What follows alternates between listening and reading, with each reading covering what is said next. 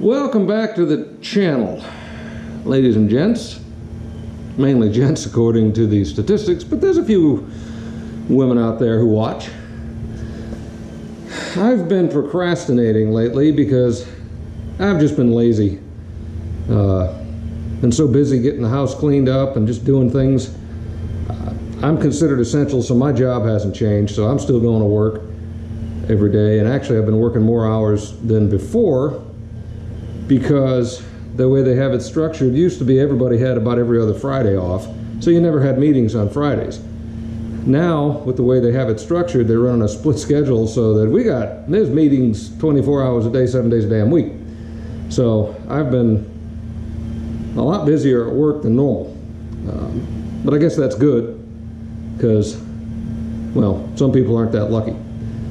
But the front end of this truck, everything's fine. It's been running great, actually. No issues really. Driving good. But I have not lubed, greased up that front end in a long time.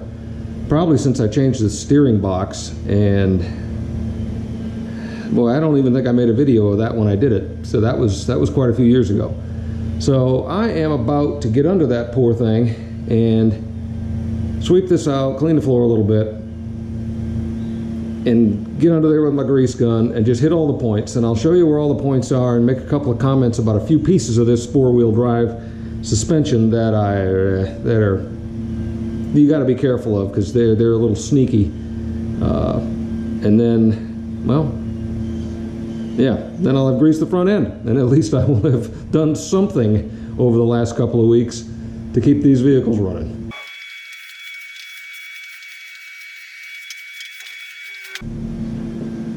The wind will probably blow that all back in a second, but what are you gonna do?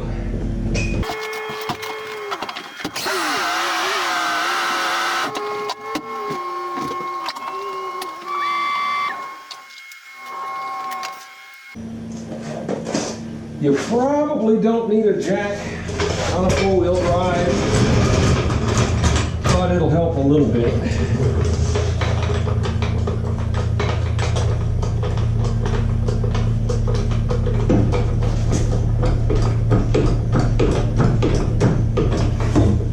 And you don't really have to get it off the ground. It just makes it a little easier. So.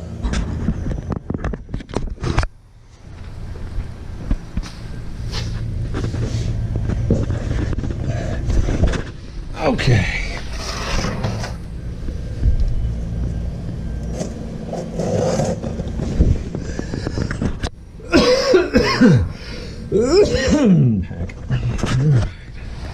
So, we've got zerks on the lower ball joint, the upper ball joint,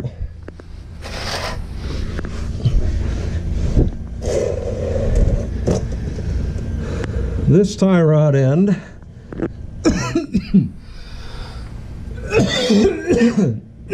oh man, dusty, the outer tie rod end, this joint here on this weird stabilizer, and there's another one back here on the front end of this stabilizer. This piece, God damn it. This piece, you can see the two bolts here. If your steering is stiff, but everything seems pretty good, check these joints, these two joints. Because if they get bound up, like this one was when I got it, everything will work perfectly. It's just this is putting a whole heck of a lot of stress on this entire system, and it won't let it turn easily. So if you've never changed this joint, it comes as this whole piece with this big bar and then both of these joints here. If you've never changed that, that's something to consider when you're working on these things to try to get the front end to steer a little bit better. So we got all of those joints. And then we've got duplicates again on this side. One over here, one in there, bottom and top. So we're going to try to see where the best way to attack these little buggers is, because a lot of them are angled kind of out of the way. First thing I'm going to do is go get a rag and wipe off the zerks as best I can. And I think I can get 1, 2, 3, maybe these 3 from this position here. So I'll be right back. This is probably going to be terrible quality video, but I moved around to the front a little bit. So I got this one, I can get the top one, and I think I can get that one.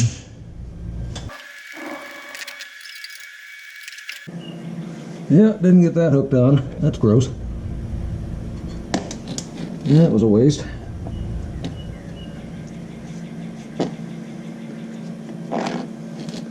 There's a shroud here, kind of in the way. Nope. Okay, that's not working. Screw it. We'll get the top one because I know I can get it. I may end up having to take the damn wheel off of that one because of that stupid shroud. And I don't really want to. Okay. Now we're gonna move over here and find the next one.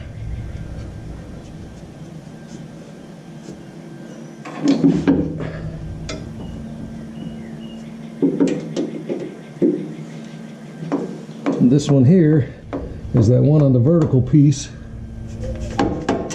of the cross piece that I was talking about.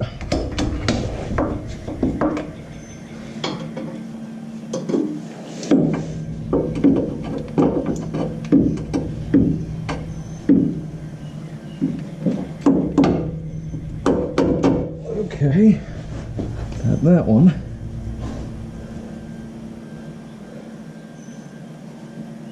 Okay, now we're going to go underneath, come out the back, try to get the one on this, the vertical piece of this weird steering assembly.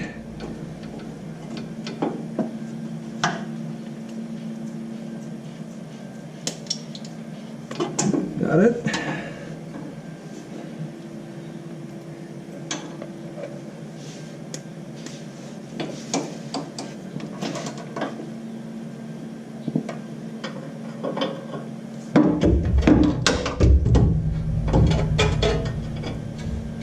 Nope. That is absolutely not going to go on that without pulling the damn wheel. That figures. Anyway, we'll look around here, see if we have any other ones. There's one. There's one. And that one is off of the steering rod, the steering box. Just see it. Kind of off the pitman arm.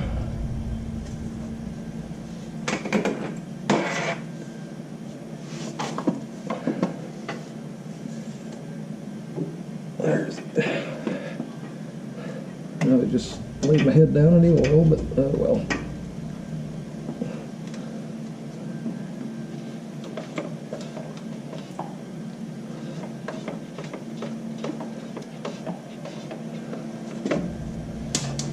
Yeah, got that one nice and gooey. Now, we're going to move over and try to get the ones on this side. Let's see if we can get that one without pulling the wheel.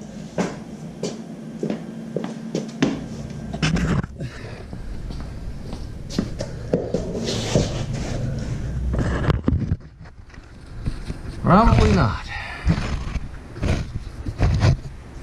Let's see, it's this shroud here that's just in the way of that thing, of getting on top of it. But that's okay. We can get the other three.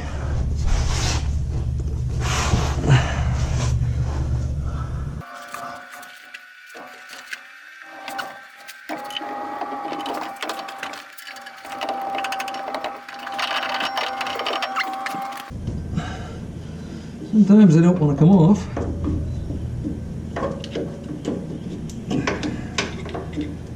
And you gotta pop them a little bit.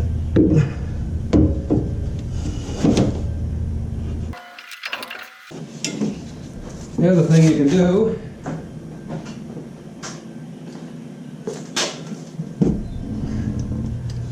is unscrew the hex on the grease gun needle tip with a grease gun tip, and that will typically loosen up the grip.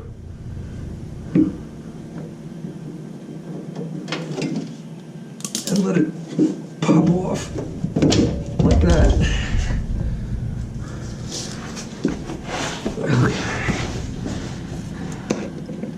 Like if you crank that down, it gets snugger. Loosen that up and it loosens up its grip on the Zerk.